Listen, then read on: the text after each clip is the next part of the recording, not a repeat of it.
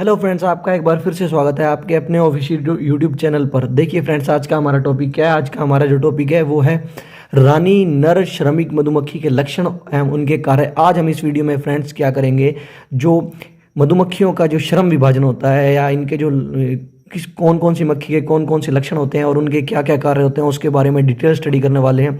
इसमें से एक दो क्वेश्चन जेट में क्या होते हैं, हर बार पूछे जाते हैं, और जो बोर्ड क्लासेस होती हैं उसके अंदर भी क्वेश्चन आते हैं। मगर उससे पहले हम देख लेते हैं इससे पिछली वाली वीडियो में हमने क्या डिस्कस किया था, उसके बारे में एक क्विक रिवीजन कर लेते हैं। इससे पिछली वाली वीडियो में फ्रेंड्स हमने क्या किया था, एपिकोलॉजी जाना था, एपिकोलॉजी के बारे में पढ़ा था। फिर हमने देखा था कि एपीकल्चर क्या होता है। उसके बाद हमने जो क्लासिफिकेशन था मधुमक्खियों का उसके बारे में जाना, और उसके बाद फिर हमने अगला टॉपिक देखा कि क्या भारतवर्ष में कौन कौन सी मधुमक्खियां पाई जाती हैं और उनका क्या क्या मतलब कौन कौन सी मधुमक्खी का पालन किया जाता है, कौन सी मधुमक्खी नहीं पाली जाती, उन सब चीज़ों के बारे में डिस्कस किया। अगर आपने वो वीडियो नहीं देखी तो आप जाके वो वीडियो देख सकते हैं, उसका लिंक मैं डिस्क्रिप्शन में दे दूंगा, वरना आप चैनल की प्लेलिस्ट में जाके वो वीडियो देख सकते हैं। तो चलिए शुरू करते हैं फ्रेंड्स, आज का हम टॉपिक डिटेल से हम आज के इस टॉपिक के बारे में जानेंगे। मैं आपको रानी श्रमिक और नर मधुमक्खी के में किस तरीके से विभेद करते हैं आज वो बताऊंगा, और इनके लक्षण क्या क्या होते हैं और इनके क्या बोलते हैं कार्य क्या क्या होते हैं, उनके बारे में हम स्टडी करेंगे। तो देखते हैं फ्रेंड्स, हमने देखा था पिछले वीडियो में कि जो रानी मक्खी होती है, मधुमक्खियाँ होती हैं, वो क्या होती हैं, सामाजिक कीट हैं। मतलब अपना एक समाज बना के रहती हैं। उनका छत्ते में पूरा का पूरा क्या होता है, एक सुव्यवस्थित समाज होता है। इसका मतलब क्या है, एक तो वो समूह बना के रह रही हैं, और उनके छत्ते के अंदर हमें क्या मिलती है, एक छत्ते के अंदर 3 प्रकार की मधुमक्खियाँ मिलेंगी। एक तो होती है रानी, एक होती है नर मक्खी, और तीसरी क्या होती है फ्रेंड्स, श्रमिक। रानी को क्या बोलते हैं, हम क्वीन बोलते हैं, और नर को क्या बोलते हैं, ड्रोन भी बोला जाता है, और मेल हनी भी बोला जाता है, और वर्कर जो होते हैं उन्हें श्रमिक या दिहाड़िए बोला जाता है। अब हम बात करते हैं आगे, देखते हैं कि इनके एक एक करके इनके लक्षणों के बारे में हम क्या करते हैं, डिटेल स्टडी करते हैं।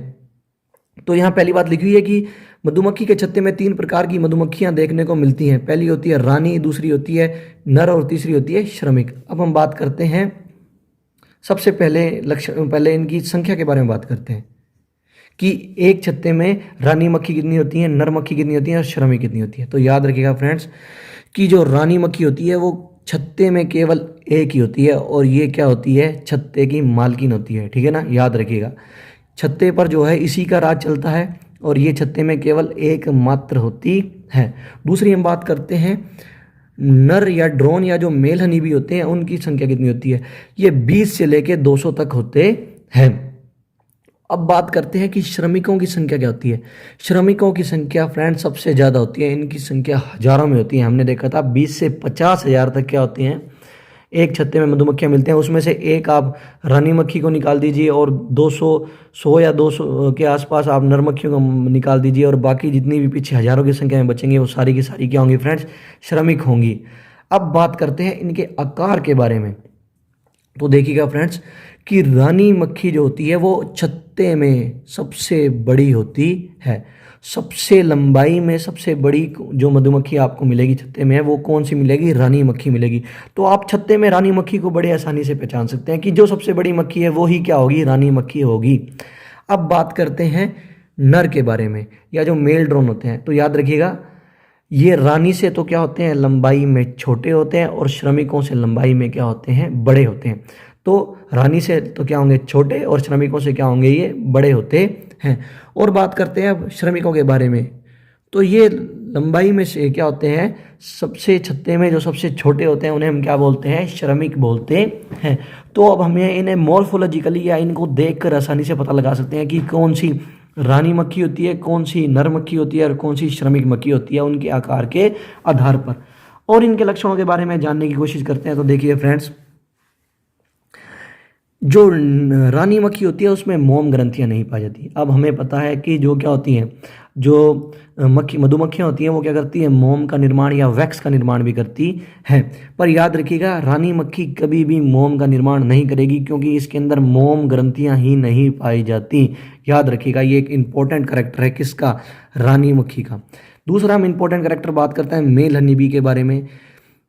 कि जो मेल हनी भी होती है या जिसे ड्रोन बोलते हैं, इसके अंदर भी क्या होती हैं, जो वैक्स ग्लैंड होती हैं या जो मोम ग्रंथियां होती हैं वो नहीं पाई जाती। इसका मतलब ये भी क्या नहीं कर सकती, मोम का निर्माण नहीं कर सकती।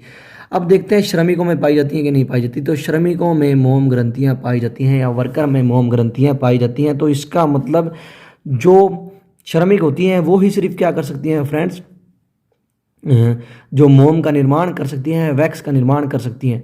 अब चौथे कैरेक्टर के बारे में बात करते हैं, पराग थैली या जिसे पोलन सैक बोलते हैं।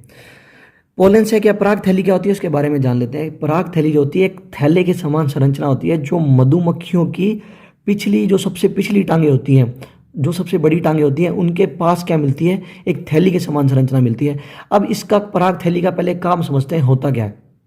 जब ये कोई भी मधुमक्खी क्या होती है किसी फूल पर रस चूसने के लिए बैठती है तो वो क्या कर लेती है, जो उस फूल के पराग कण होते हैं वो इस पराग थैली में या फिर मधुमक्खी के शरीर के ऊपर क्या होते हैं, चिपक जाते हैं।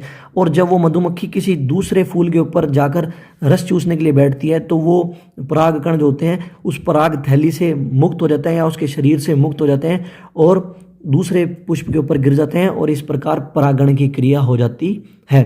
तो पराग थैली जो होती है वो एक थैली के समान संरचना होती है जिसमें पराग कण क्या होते हैं, मतलब एक तरीके से स्टोर रहते हैं, हम बोलते हैं ना। अब देखते हैं कि जो रानी मक्खियाँ होती हैं, याद रखिएगा फ्रेंड्स, इनके अंदर भी पराग थैलियाँ नहीं पाई जाती। नर जो होते हैं इनके अंदर भी पराग थैलियाँ नहीं मिलती। अब हम बात करते हैं श्रमिकों में। तो श्रमिकों के अंदर पराग थैलियाँ पाई जाती हैं। अब बात करते हैं हम डंक या स्टिंग के बारे में। तो रानी मक्खी जो होती है फ्रेंड्स, उनके अंदर जो डंक होता है वो कम विकसित होता है। याद रखिएगा, डंक इनमें क्या होता है, कम विकसित होता है। और नर मधुमक्खियों में याद रखिएगा डंक होता ही नहीं है। और जो श्रमिक मधुमक्खियाँ होती हैं उनके अंदर डंक पूर्ण विकसित होता है। अब मैं आपको एक इंटरेस्टिंग बात बताता हूँ, यहाँ याद रखिएगा कि जो रानी मधुमक्खी होती है, आप याद रखिएगा, अपने डंक का इस्तेमाल सिर्फ और सिर्फ जो दूसरी रानी मक्खी होती है उसको मारने के लिए करती है, या अपनी प्रतिद्वंदी जो होती है, जो इसके विरोधी होती है, उसको मारने के लिए करती है। नर में तो हम बात करते हैं डंक मिलेगा ही नहीं। और श्रमिक के अंदर क्या होता है, डंक पूर्ण विकसित होता है। तो यदि आप किसी छत्ते के पास जाइएगा, आपको कोई मधुमक्खी काट रही है तो समझ जाइएगा इसका मतलब वो कौन सी मधुमक्खी है, श्रमिक। ये दो मधुमक्खियाँ तो होती हैं बड़ी मासूम सी होती है बेचारी, इसके पास तो डंक ही नहीं है, ये क्या करेगा बताओ। इसके पास होता है पर मैंने बता दिया ये अपना इस्तेमाल सिर्फ जो एंटी, जो क्या होती है, प्रतिद्वंदी क्वीन हनी भी होती है उसको मारने के लिए करती है। तो आप ज़रा श्रमिक से बच के रहिएगा क्योंकि ये क्या होती है, डंक मारती है। अच्छा एक याद रखिएगा, इनमें जो डंक होता है वो उधर जो होता है उसके लास्ट में होता है, इन मतलब पीछे की तरफ पाया जाता है। याद रखिएगा, कई समझते हैं कि इनमें डंक जो होता है वो आगे मुख की तरफ मिलता है, नहीं, याद रखिएगा जो इनका डंक होता है वो पीछे की तरफ मिलता है, एब्डोमेन वाले पार्ट जो होता है उधर से जुड़ा होता है। अब बात करते हैं पंख की, बात करते हैं कि जो रानी मक्खी होती है इनमें जो पंख होते हैं फ्रेंड्स वो क्या होते हैं, कम विकसित होते हैं, छोटे छोटे होते हैं इनमें पंख जो होते हैं, ठीक है। अब नर में बात करते हैं या ड्रोन, इनमें पंख सबसे बड़े होते हैं। छत्ते में सबसे बड़े पंख जो होते हैं वो नरों के पास पाए जाते हैं, इसलिए नर जो होते हैं वो बड़ी तेज गति से क्या कर सकते हैं, उड़ सकते हैं। श्रमिक की बात करते हैं, श्रमिकों में भी जो क्या होंगे, पंख होंगे या जो विंग्स होते हैं वो पूर्ण विकसित होंगे और क्या होते हैं, नर के मुकाबले छोटे होते हैं। ये भी तेजी से उड़ सकती हैं, याद रखिएगा। अब बात करते हैं गुणिता की, याद रखिएगा। ये दो बड़े इंपॉर्टेंट क्या हैं, करेक्टर हैं इनके, याद रखिएगा। जो आपकी रानी मक्खी होती है वो द्विगुणित होती है, मतलब 2n होती है। आपको द्विगुणित और अगुणित तो पता ही होगा। अगुणित क्या होते हैं, जिसमें गुणसूत्र की संख्या आधी होती है, और द्विगुणित जब गुणसूत्रों की संख्या पूरी होती है। अब देखिए, याद रखिएगा, मधुमक्खी के अंदर 32 गुणसूत्र पाए जाते हैं। मधुमक्खी जो होती है उनके अंदर 32 गुणसूत्र पाए जाते हैं। जो रानी मक्खी होती है, ये देखिए, रानी मक्खी जो होती है वो द्विगुणित होती है, 2n होती है, इसमें 32 के 32 गुणसूत्र पाए जाते हैं। और जो नर मक्खी होती है या ड्रोन होती है वो क्या होती है, याद रखिएगा, अगुणित होती है। ये इंपॉर्टेंट करेक्टर है, याद रखिएगा। ये क्या होती है, अगुणित होती है। अगुणित का मतलब n होगी, इसमें केवल 16 ही गुणसूत्र पाए जाते हैं। क्या आप मुझे बता सकते हैं कि इसके अंदर 16 गुणसूत्र पाए जाने का कारण क्या है, या ये अगुणित क्यों होती है? हालांकि इसका जवाब नीचे लिखा हुआ है, मगर आपको फिर भी आता है तो आप कमेंट करके मुझे बताइएगा। और याद रखिएगा जो श्रमिक होती है वो भी द्विगुणित होती है 2n होती है। इसमें भी 32 गुणसूत्र पाए जाते हैं श्रमिक या वर्कर में। अब हम बात करते हैं, देखिए कि इनका निर्माण जो होता है वो याद रखिएगा, जो रानी मक्खी होती है उसका निर्माण निषेचित अंडों से होता है। ये देखिए, ये रानी मक्खी वाला बॉक्स है कि रानी मक्खी जो होती है उसका निर्माण किससे होता है? निषेचित अंडों से होता है। और जो नर मधुमक्खी होती है, नर मधुमक्खी का याद रखिएगा, इसका निर्माण जो होता है अनिषेचित अंडों से होता है। और जो श्रमिक होती है इसका निर्माण भी निषेचित अंडों से होता है। चलो, इसका तो हमें क्लियर हो गया कि जब अंडों का निषेचन नहीं होगा और सीधे ही जो अंडे होंगे वो क्या होंगे, जो मतलब अनिषेचित अंडे होंगे, वो सीधा ही क्या करेंगे, जब आगे किसका निर्माण कर देंगे? नर का निर्माण कर देंगे, तो जो ड्रोन होते हैं उनका निर्माण हो जाता है। इसी कारण याद रखिएगा ये एन होते हैं, क्योंकि ये अंडे जो होते हैं अनिषेचित अंडों से बनते हैं। अनिषेचित अंडों से जो होते हैं वो नर बनते हैं, इसी कारण इनमें गुणसूत्र क्या होते हैं? 16 होते हैं। तो ये तो समझ में आ गया। पर ये भी निषेचित अंडों से बन रही है और ये भी निषेचित अंडों से बन रही है। तो हमें कैसे पता लगेगा कि रानी कैसे बनेगी और श्रमिक कैसे बनेगी? तो ये याद रखने, इसके लिए मैं आपको एक बताता हूँ बात, वो याद रखिएगा। निषेचित अंडों के बाद क्या होता है, लार्वा को क्या होता है, जो अधिक भोजन मिलता है वो तो किस में बदल जाता है? रानी में बदल जाता है। और निषेचित अंडों से जो क्या बनेगा? लार्वा बनेगा। अगर उस लार्वा को क्या मिले? भोजन कम मिले, तो वो किस में बदल जाएगा? श्रमिक मधुमक्खी के अंदर बदल जाता है। अब इस भोजन को भी आप याद रखिएगा कि भोजन क्या होता है। इस विशिष्ट भोजन को हम रॉयल जेली बोलते हैं। मैं यहाँ लिख देता हूँ, इस विशिष्ट भोजन को क्या बोलते हैं? रॉयल जेली बोलते हैं। कि निषेचित अंडों से क्या निकलेंगे? लार्वा निकलते हैं, लार्वा, जिन्हें हम सुंडी लार्वा बोलते हैं, ठीक है ना। तो जो निषेचित अंडों से अगर लार्वा निकला, उस लार्वा को अगर क्या हो रहा है, ज़्यादा भोजन मिल रहा है, मतलब ज़्यादा रॉयल जेली मिल रही है, तो वो किसमें बदल जाएगी? श्रमिक। अगर निषेचित अंडों से लार्वा बना, वो लार्वा क्या हो रहा है, उसे भोजन क्या मिल रहा है? कम मिल रहा है, तो वो श्रमिक में बदल जाएगा।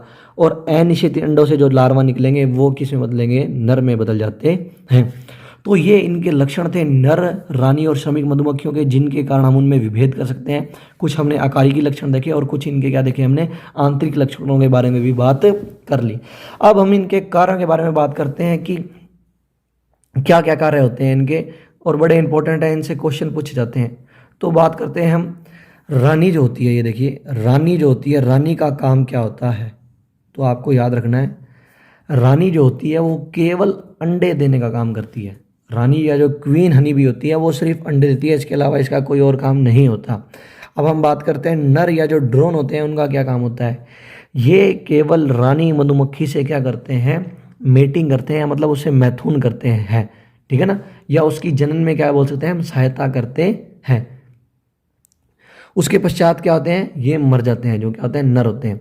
और हम बात करते हैं जो श्रमिक होती है, श्रमिक को क्या होता है? श्रमिक का क्या क्या कार्य होता है? तो श्रमिकों के बहुत सारे काम होते हैं, या एक तरीके से कह सकते हैं सारे काम ही श्रमिक करते हैं। इनका तो काम सिर्फ जनन करना होता है। अब देखिए, शत्रुओं से रक्षा जो होती है वो क्या कौन करती है? श्रमिक करती है। मान लीजिए अगर आप किसी छत्ते से जा रहे हैं पंगे लेने के लिए या छेड़खानी लेने के लिए, तो आपको जो मधुमक्खी काटती है वो श्रमिक होती है, मैंने आपको बताया। तो ये शत्रुओं से रक्षा करती है। छत्ते का निर्माण भी कौन करेगी? श्रमिक ही करेगी। छत्तों जो होती है वो भी श्रमिक बनाती है। छत्ते का रख रखाव का मतलब है छत्ते की सफाई करना, छत्ते में कोई टूट फूट हो गई उसको क्या करना? सही करना। वो सारा का सारा काम भी कौन करेगी? श्रमिक ही करती है। जो मधु को मधु का एकत्रण होता है, जो फूलों से मधु लेके आती है, और जो परागकणों का एकत्रण है वो भी कौन करता है? याद रखिएगा, वो भी श्रमिक मधुमक्खियाँ ही करती हैं। और शिशु जो होते हैं उनका पोषण जो होता है वो भी कौन करती है? श्रमिक मधुमक्खियाँ ही करती हैं। इसके अलावा और भी बहुत सारे काम होते हैं जो क्या होते हैं? श्रमिक मधुमक्खियों द्वारा किए जाते हैं। तो ये थे फ्रेंड्स, जो क्या थे हमने आज की वीडियो में देखे, रानी मक्खी, श्रमिक मक्खी और जो क्या होते हैं नर मक्खी के लक्षण, और इनके हमने कार्यों के बारे में बात करी। इसके अलावा कुछ और भी इनके बारे में क्या होती हैं? जानकारियाँ होती हैं। जैसे कि जीवन काल के बारे में हम बात कर सकते हैं। सबसे ज़्यादा जीवन काल जो होता है वो क्या होता है? रानी मधुमक्खी का होता है। इसका जीवन काल लगभग 2 से 5 वर्ष होता है। इनका जीवन काल क्या होता है, कुछ दिनों का ही होता है, 20 से 40 दिन। मतलब इनका जो जीवन काल होता है श्रमिक का और जो नर होते हैं इनका जीवन काल अधिक नहीं होता। एक हमने ये बात करी। इसके अलावा हम 2-3 पॉइंट और हैं, उनके बारे में बात करते हैं। याद रखिएगा, मक्खियों के अंदर जो मुखांग पाए जाते हैं, मक्खियों के अंदर हम बात करें, जगह तो वैसे है नहीं, मैं यहीं लिख देता हूँ, याद रखिएगा। जो मधुमक्खियों के अंदर मुखांग मिलते हैं उनको याद रखिएगा कि जो मधुमक्खियों के अंदर जो मुखांग मिलते हैं वो किस प्रकार के होते हैं। तो मधुमक्खियों में जो हमें मुखांग देखने को मिलते हैं वो होते हैं चाटने व चबाने वाले। याद रखिएगा, जो मधुमक्खी जो होते हैं उनके अंदर जो मुखांग होते हैं वो किस प्रकार के मिलते हैं, चाटने और चबाने वाले मिलते हैं। क्योंकि ये याद रखिएगा, ठीक है ना, कि चाटने और चबाने वाले मुखांग होते हैं। इसके अलावा हम और बात करें तो और भी क्या होते हैं, बहुत सारे लक्षण होते हैं। जैसे कि जीवन काल के बारे में हमने बात करी ही ली। और अगर हम बात करें कि हाँ, एक ये और याद रखिएगा कि जब क्या होता है, भोजन छत्ता जो होता है, छत्ते में भोजन की कमी हो जाती है तो श्रमिक मधुमक्खियाँ क्या होती हैं, नर मधुमक्खियों को छत्ते से बाहर निकाल के फेंक देती हैं। याद रखिएगा, भोजन का जब छत्ते में अभाव हो जाता है तो श्रमिक मधुमक्खियाँ जो होती हैं वो नर मधुमक्खियों को छत्ते से बाहर निकाल देती हैं।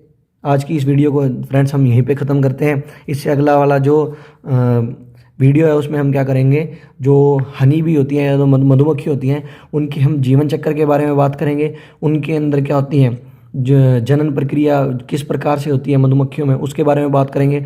और एक बड़ा इंपॉर्टेंट टॉपिक है, हम जो क्या होती हैं कि मधुमक्खियाँ जो होती हैं वो शहद का एकत्रण या शहद की खोज किस प्रकार करती हैं, वो भी एक इम्पोर्टेंट टॉपिक है। उसके बारे में हम अगली वीडियो में डिस्कस करेंगे। अगर आपको ये वीडियो पसंद आई हो तो लाइक करें, शेयर करें और चैनल को सब्सक्राइब करना ना भूलें और बेल आइकन को भी ज़रूर दबा दें, जैसे ही अगली वीडियो है उसका नोटिफिकेशन, ताकि आपको मिल जाए और आप वो वीडियो देख सकें और अपनी स्टडी जारी रख सकें। और इस वीडियो को मैक्सिमम शेयर करें। तो थैंक यू फ्रेंड्स।